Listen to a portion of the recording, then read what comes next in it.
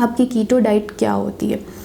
Keto diet में होता क्या है, it's commonly a low carb diet जो कि फ़ैट में हाई है, यानी इसमें कार्बोहाइड्रेट्स आप अपने जिस्म में कम देते हैं। एक्सटर्नली आपने कम कार्बोहाइड्रेट्स खा रहे हैं और लेकिन जो फ़ैट है वो आप उसका कंटेंट ज़्यादा इस्तेमाल कर रहे हैं। इससे होता क्या है कि आपकी बॉडी स्टेट ऑफ कीटोसिस में चली जाती है और इस कीटोसिस की स्टेट में क्या होता है कि आपकी बॉडी जो है फ़ैट को एनर्जी सोर्स के तौर पे बर्न करती है, जबकि कार्बोहाइड्रेट को इस्तेमाल नहीं करती क्योंकि आप कार्ब्स इस्तेमाल कर ही नहीं रहे।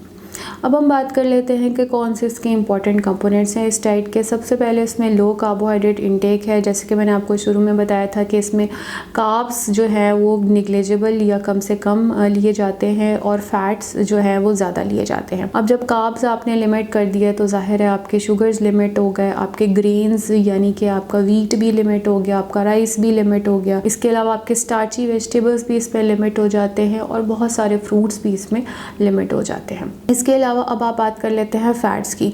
तो इसमें हाई फ़ैट इनटेक जब आपने लेना है तो उसमें आपने हेल्दी फ़ैट्स की कंजप्शन करनी है। अब हेल्दी फ़ैट्स आप कहेंगे किस चीज़ में होते हैं, वो आपको एवोकाडोज़ में मिल जाएंगे, वो आपको नट्स में मिल जाएंगे, वो आपको सीड्स में मुख्तलिफ़ तरह के मिल जाएंगे, वो आपको ऑलिव ऑयल में मिल जाएंगे और वो आपको फैटी फ़िश में मिल जाएंगे। लेकिन इसमें आप प्रोटीन की मॉडरेट कंजप्शन कर सकते हैं, यानी आपने बहुत ज़्यादा प्रोटीन भी नहीं खाना और बहुत कम प्रोटीन भी नहीं खाना। और प्रोटीन रिच फूड आप खा सकते हैं, इसमें आप मीट का इस्तेमाल कर सकते हैं, फ़िश का इस्तेमाल कर सकते हैं, एग का इस्तेमाल कर सकते हैं, पोल्ट्री का इस्तेमाल कर सकते हैं। ये सब चीज़ें आप इस्तेमाल कर सकते हैं। अब हम बात कर लेते हैं कि इसके फ़ायदे क्या क्या हैं। जैसे कि हर डाइट का सबसे इम्पॉर्टेंट फ़ायदा ये होता है कि उसमें वेट लॉस होता है, तो कीटो में भी अच्छा वेट लॉस होता है और जल्दी ही शुरू हो जाता है।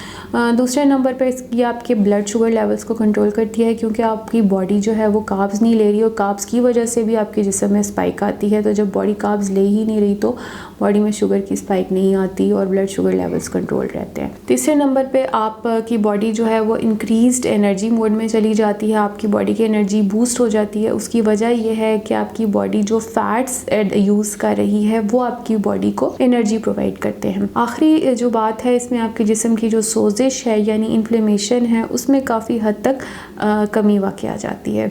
अब हम बात कर लेते हैं कि कीटो डाइट के कौन से ड्रॉबैक्स हैं। सबसे इम्पॉर्टेंट इसका जो साइड इफ़ेक्ट है वो ये है कि ये बहुत ही चैलेंजिंग हो सकती है एट टाइम्स टू फॉलो, क्योंकि कार्ब्स के इंटेक को निग्लिजिबल या नील कर देना और फिर सिर्फ हेल्दी फैट्स लेने हैं और लिमिटेड प्रोटीन लेना है या मॉडरेट अमाउंट में प्रोटीन लेना है, तो it needs your time to be.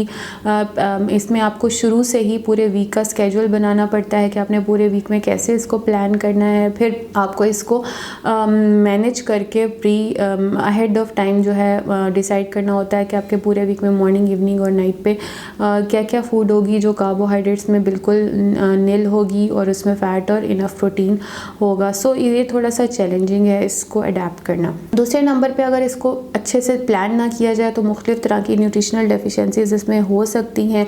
इसमें जैसे आपकी बॉडी से बहुत सारे आपकी बॉडी में मुख्तलिफ़ तरह के वाइटामिन्स की कमी हो सकती है, आपकी बॉडी में मुख्तलिफ़ तरह के मिनरल्स की कमी हो सकती है। आखिरी बात अगर हम देखें तो इसका जो गट हेल्थ पे नेगेटिव इम्पैक्ट आता है, उसकी वजह यह है कि फ़ैट का इंटेक ज़्यादा हो गया। तो जब फ़ैट का इंटेक ज़्यादा होता है तो गट हेल्थ जो है वो मुतासर होती है।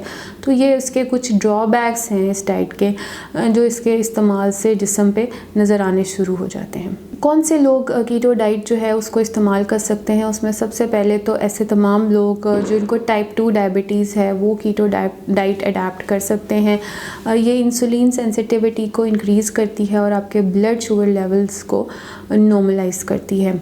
दूसरे नंबर पे ऐसे तमाम पेशेंट्स जो अल्जाइमर्स या एपिलेप्सी का शिकार हैं, ऐसी एक रिसर्च की गई है जिसमें ये देखने में आया है कि कीटो डाइट देने से ये तमाम पेशेंट्स के जो एपिलेप्सी के फिट्स हैं या अल्जाइमर का जो रेशो है वो काफ़ी हद तक कम हुआ है। अगर आपने कीटो डाइट इस्तेमाल करनी हो तो कोशिश करें कि किसी हेल्थ केयर प्रोफेशनल से रब्ता करें, उसके मशवरे के साथ अपनी डाइट को वीकली या मंथली बेसिस पे स्केड्यूल करें और कोई हेल्थ केयर प्रोफेशनल आपकी न्यूट्रिएंट्स को और आपकी डाइट को डे टू डे बेसिस पे माइक्रो मॉनिटर करता रहे ताकि आपके जिस्म पे इसके जो नेगेटिव इफ़ेक्ट्स हैं वो ना आएँ और जो इसके पॉजिटिव इफ़ेक्ट्स हैं यानी वेट लॉस है और जो इसके बाकी पॉजिटिव इफ़ेक्ट्स हैं वो आप अचीव कर सकें।